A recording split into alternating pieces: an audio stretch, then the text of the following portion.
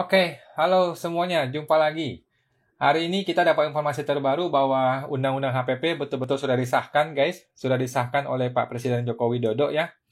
Tanggal pengesahannya adalah ternyata tanggal 29 Oktober 2021, guys. Jadi ini molornya jauh banget. Dari tanggal 7 Oktober kalau nggak salah, sampai sekarang tanggal 29 Oktober 2021. Oke, jadi undang-undang ini disahkan tanggal 29 Oktober 2021. Jadi cut off-nya adalah 29 Oktober ya guys. Ingat-ingat ya, tanggalnya bukan tanggal 7 ketika pengesahan di DPR, bukan tanggal 29 Oktober ketika undang-undang ini disahkan. Oke, ini yang sering jadi pertanyaan orang, artinya sebelum tanggal 29 itu masih boleh melakukan pembetulan SPT tahunan. Setelah tanggal 29 tidak boleh lagi melakukan pembetulan SPT tahunan. Bagaimana di tanggal 29-nya? Ini masih belum jelas, tapi gua rasa kayaknya sih masih boleh. Karena yang dimaksud itu adalah tanggal setelah tanggal 29. Oke, mengenai pembetulan itu. Mengenai undang-undangnya kayaknya sama aja guys. Undang-undangnya sama aja dengan yang kemarinnya. Hari ini gue akan bahas khusus satu persatu mengenai ininya. Mengenai penjelasannya guys. Oke, kita langsung lihat komputer. Penjelasannya di halaman 206.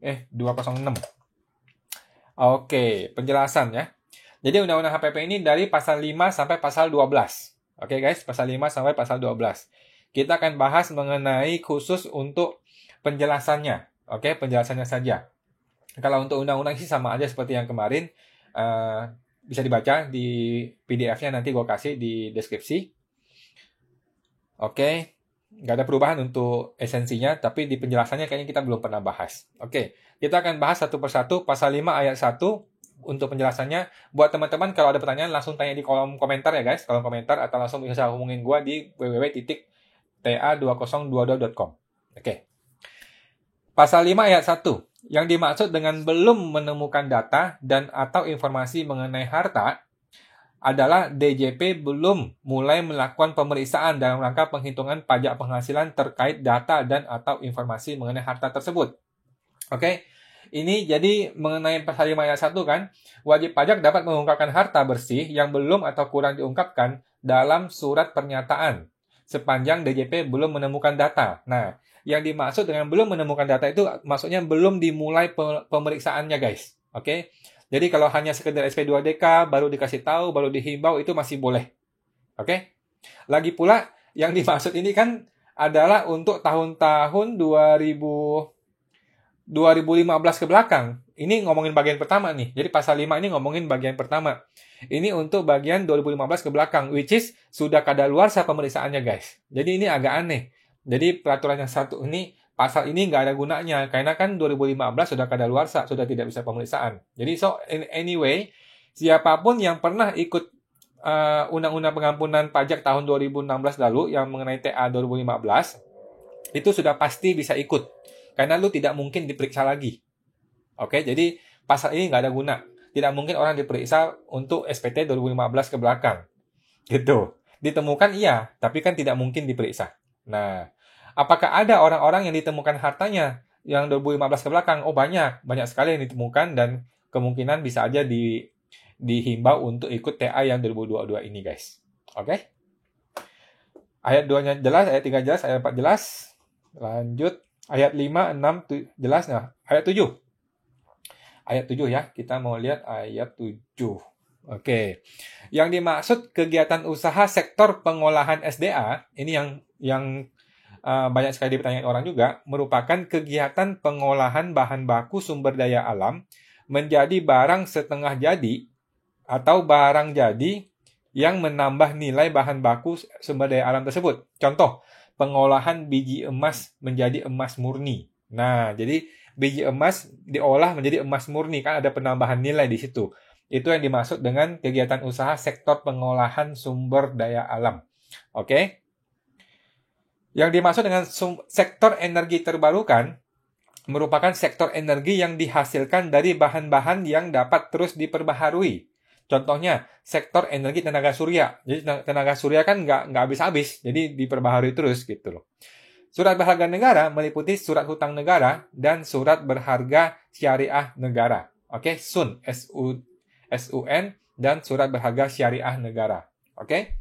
Jadi buat teman-teman yang mau ikut TA dan mau diinvestasikan, kan hanya bisa diinvestasikan ke 3 hal. Kegiatan usaha sektor pengolahan SDA, atau sektor energi, dan SBN, surat berharga negara. Menurut gua sih teman-teman yang orang biasa-biasa saja nggak usah pusing mengenai pertama dan kedua, langsung ke SBN saja. Karena lu bingung kalau pengelolaan biji emas dan sebagainya, lu bingung. Kita nggak masuk ke situ. Oke?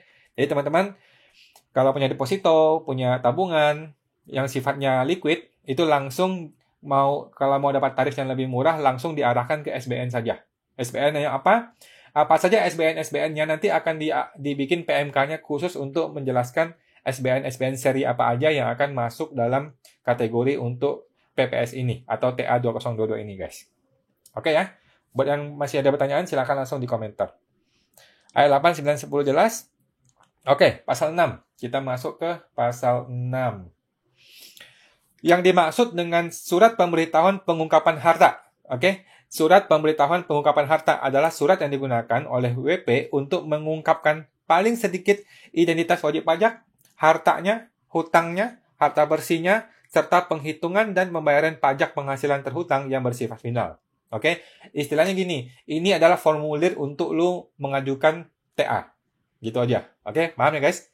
Ini adalah formulir untuk mengajukan TA, yaitu disebut surat pemberitahuan pengungkapan harta. Isinya apa? Ada identitas wajib pajaknya, terus ada harta apa yang mau dilaporkan, hutangnya, kenapa perlu hutang? Supaya kita mau mengetahui berapa netnya, berapa nilai bersih yang mau dihitung, yang mau dilaporkan. Oke, terus nilai pajaknya dan penghasilan terhutang yang bersifat finalnya berapa. Gitu guys. Oke, istilahnya ini formulir lah, itu formulir pendaftaran untuk TA. Ayat 2. Bukti pembayaran pajak penghasilan berupa SSP atau sarana administrasi lainnya yang disamakan dengan SSP dan telah mendapat validasi dari bank penerima pembayaran sesuai dengan ketentuan peraturan perundang-undangan. Ini maksudnya tuh e-billing lu bayar gitu aja, beres. Oke? E-billing dibayar, ada NTPN-nya, sudah, itu aja. Mengenai kode akun pajaknya dan kode setoran pajaknya itu belum keluar ya, kita tunggu nanti peraturannya guys. Nanti akan ada kode akun khusus, akan ada kode jenis setoran khusus. Oke guys, paham ya? Ayat 3, 4, 5, 6, ayat 6. Tindak pidana, ini nih juga rame. Tindak pidana yang diatur dalam pasal ini meliputi tindak pidana di bidang perpajakan dan tindak pidana lain. Oke, jadi banyak sekali orang bertanya, kalau korupsi gimana? Kalau narkoba bagaimana? Gitu. Apakah nanti dihapuskan juga pidananya? Oke. Jadi di pasal 6 ayat 6, di pasal 6 ayat 6 kan disebutkan bahwa semua informasi yang disampaikan di dalam formulir TA itu tidak dapat dijadikan sebagai dasar penyelidikan, penyidikan, dan atau penuntutan pidana terhadap wajib pajak.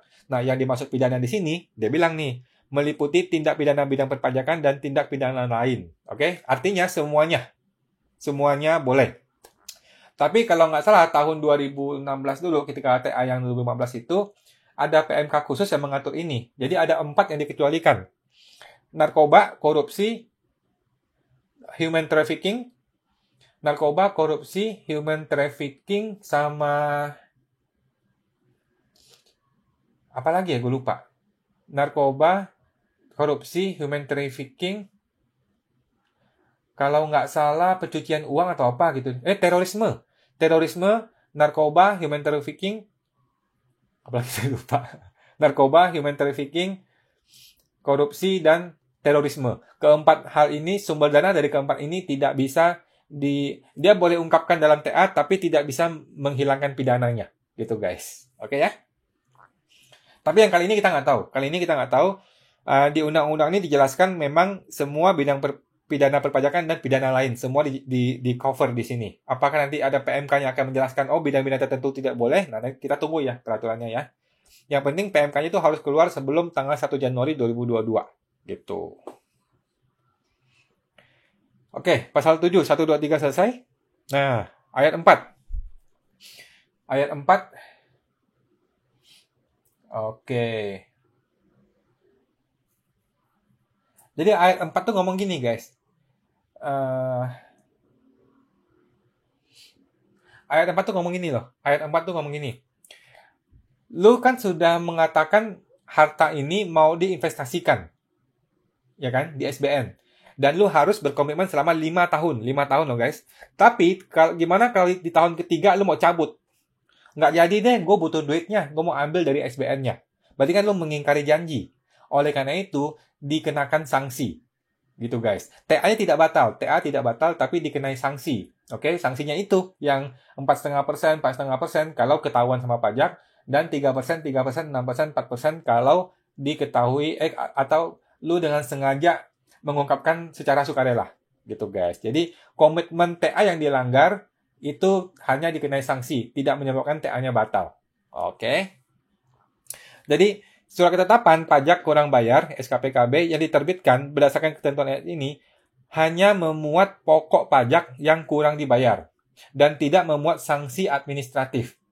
Oke, hanya ada pokoknya, tidak ada sanksinya. Mengingat tarif atas tambahan pajak penghasilan itu aja sudah termasuk sanksi.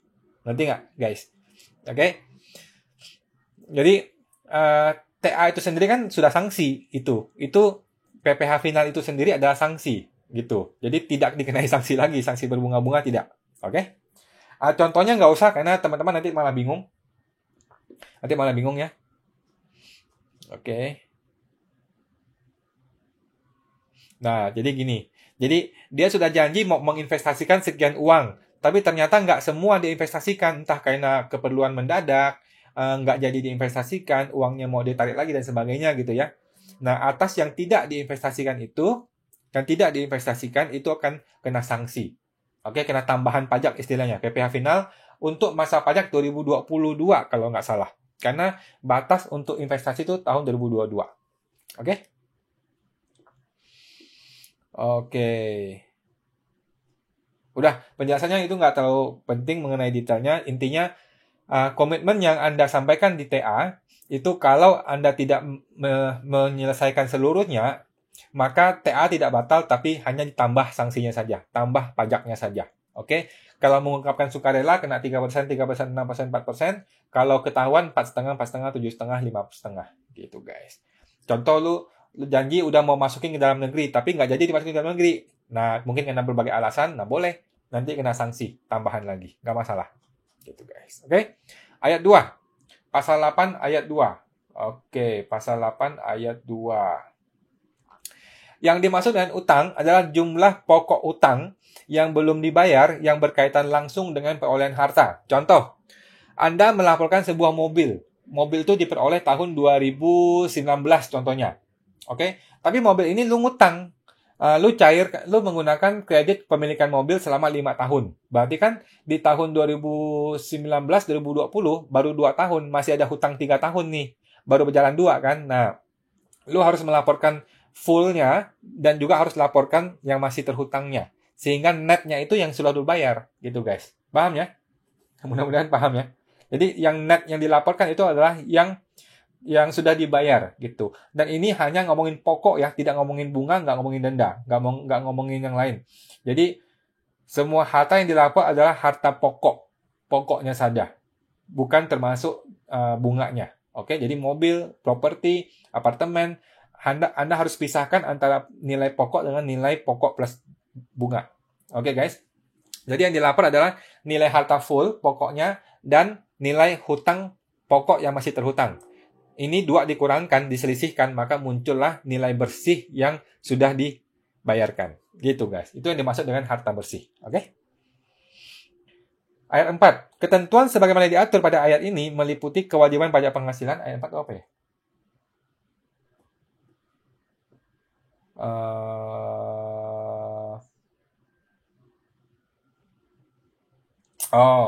Ayat 4 itu mengenai ini.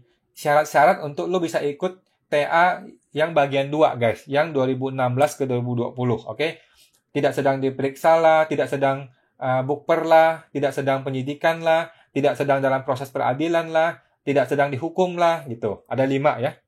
Nah, ketentuan sebagaimana diatur pada ayat ini meliputi kewajiban pajak penghasilan PPh, potput, pemotongan dan pemungutan, dan PPN. Oke? PPh, potput, dan PPN atas orang pribadi yang bersangkutan dan tidak termasuk kewajiban wajib pajak orang pribadi sebagai wakil atau kuasa. Artinya, Kalau lu wakil dari sebuah PT, wakil dari sebuah CV, maka nggak termasuk. Ini nggak termasuk. Oke? Nggak termasuk. Ini hanya kewajiban betul-betul pribadinya lu aja. PPH, PPN, dan outputnya. Oke? Paham ya guys? Jadi ada 5 syarat untuk lu bisa ikut TA bagian 2 yang 2016 ke 2020. Yaitu pertama, tidak sedang diperiksa. Untuk tahun 2016 ke 2020. Tidak sedang bukper. Tidak sedang penyidikan atas tindak pidana. Tidak sedang berada dalam proses peradilan, tidak sedang menjalani hukuman pidana. Gitu, oke? Ada 5. Ayat 9 jelas, ayat 10 jelas. Ayat 10 huruf D. Ayat 10, pasal 10 ayat 2 huruf D. Oke, pasal 10 ayat 2 huruf D. Oh, oke.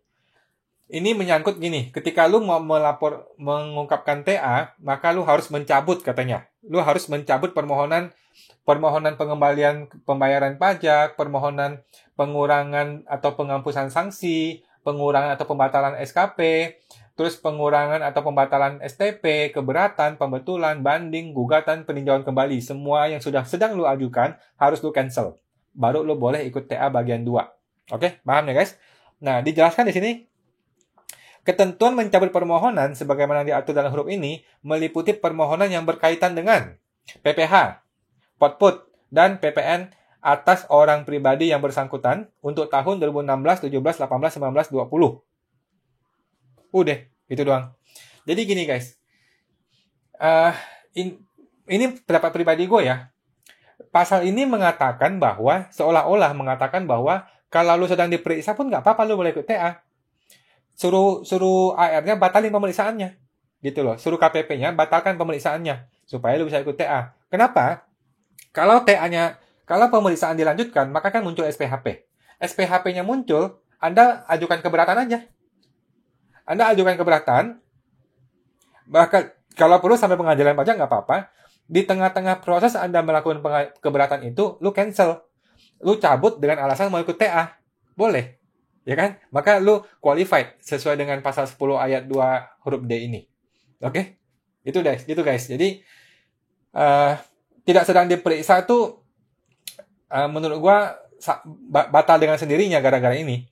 Gitu loh. Kalau lu sedang diperiksa pun nggak apa-apa. Lu tinggal ajuin keberatan, maka keberatannya lu cabut, maka lu boleh ikut TA.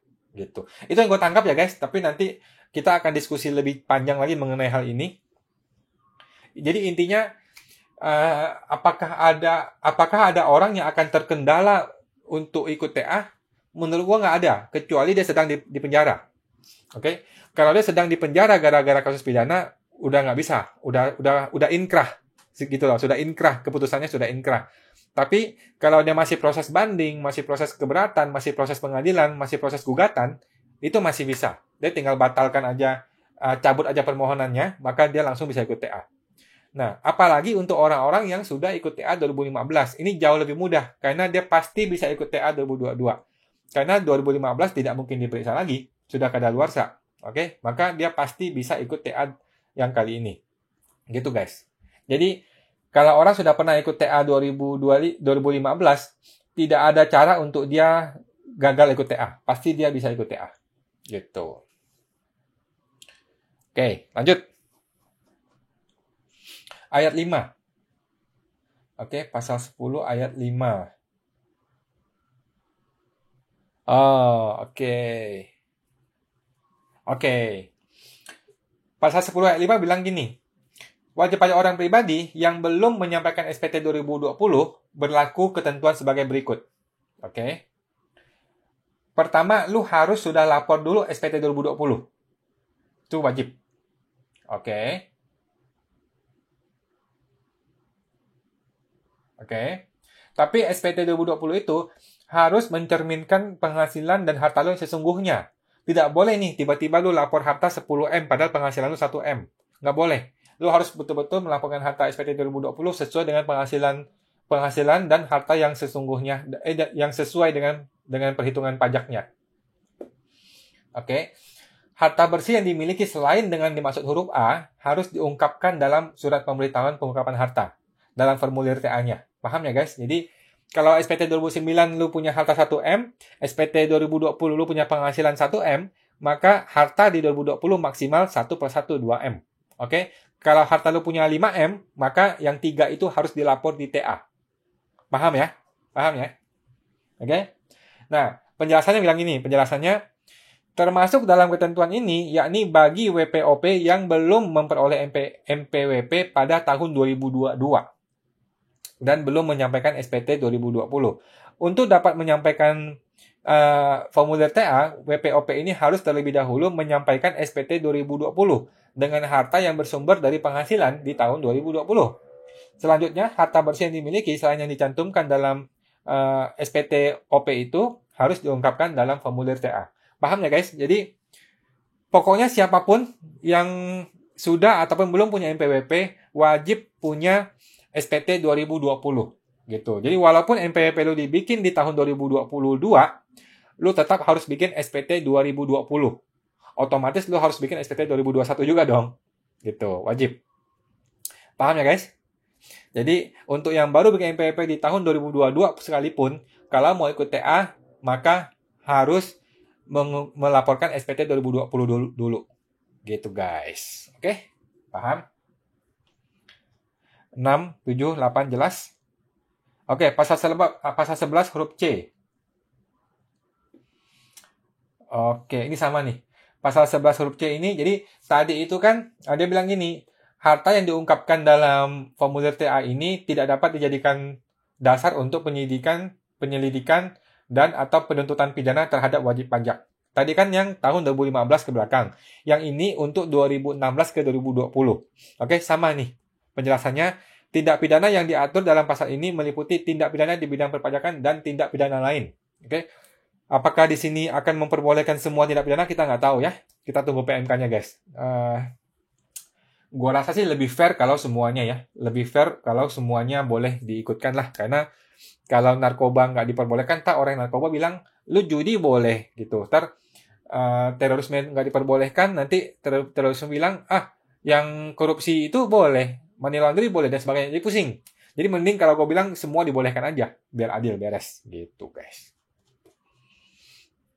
Oke. Ayat 2-nya. Ini pasal 11 ayat 2. Oke, pasal 11 ayat 2.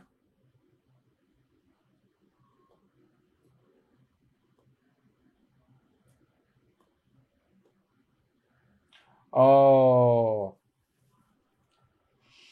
Oke. Pasal 11 ayat 2 ngomongnya gini nih.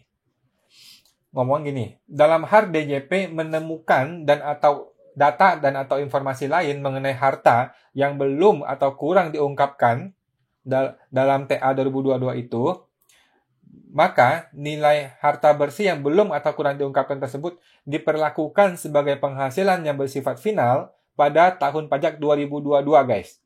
Jadi ini ngomongin 22 ya, bukan 21, bukan 20 ya, 2022. Terhadap penghasilan yang dimaksud itu dikenai PPh 30%. Oke?